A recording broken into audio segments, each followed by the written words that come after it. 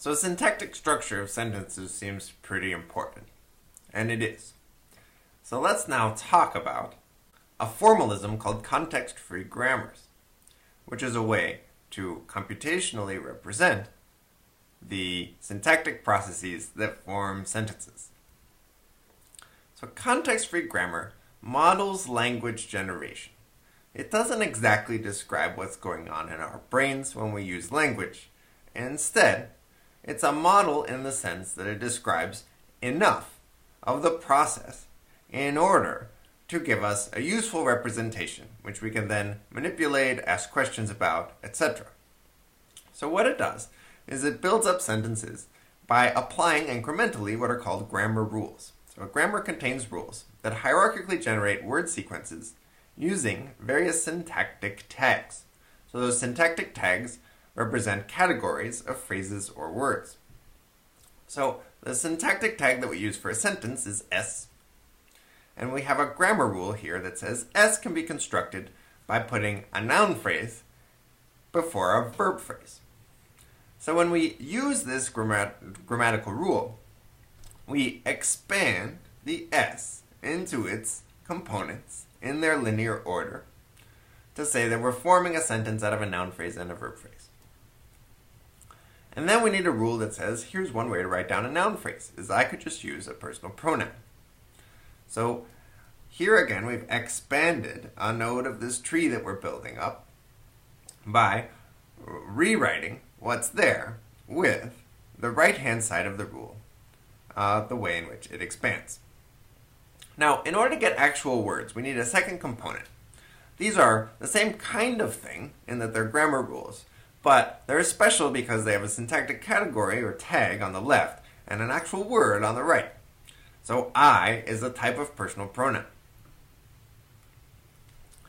Now, we might learn that a verb phrase could be constructed with just a verb, if I said I do. Or it could be constructed as a verb followed by a noun phrase, as in I like dogs. So here we have two different options of how to expand this VP tag into some further symbols, which will eventually result in words at the very end. So we'll just pick one here and say, let's construct a sentence that has a verb followed by a noun phrase. We need some way of generating the verb. Well, I could list out all the verbs that I know. There's one know, there's one help. You probably know some other verbs too. Let's pick one. No. Okay, so we use this rule in order to generate no.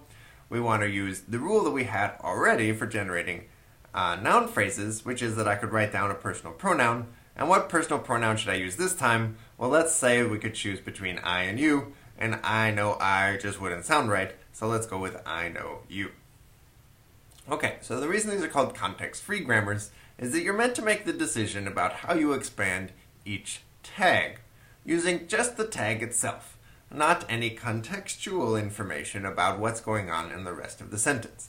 And that creates some modularity among the different components of the sentence that allows you to build things up compositionally.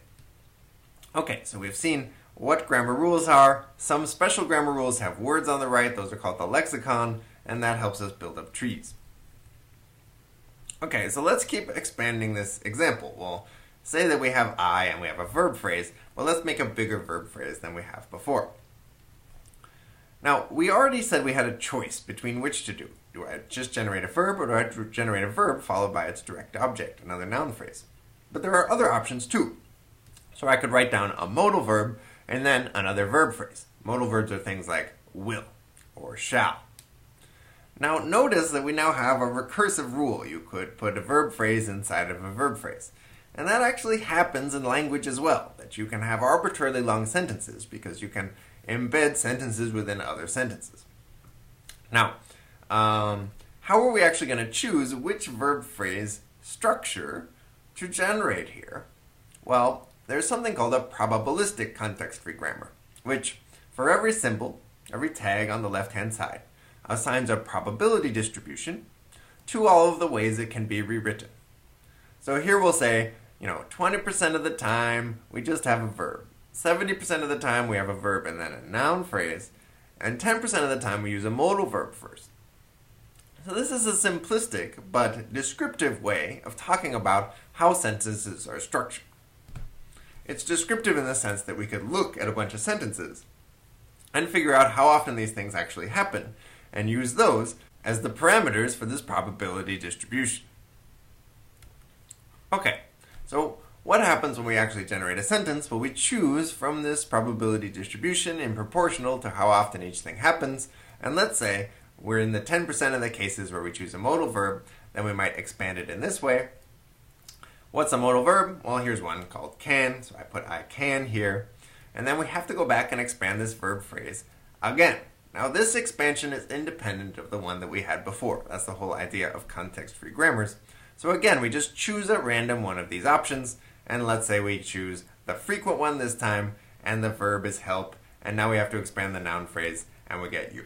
So here's a larger sentence, I can help you, instead of just I know you, using different rules from our grammar.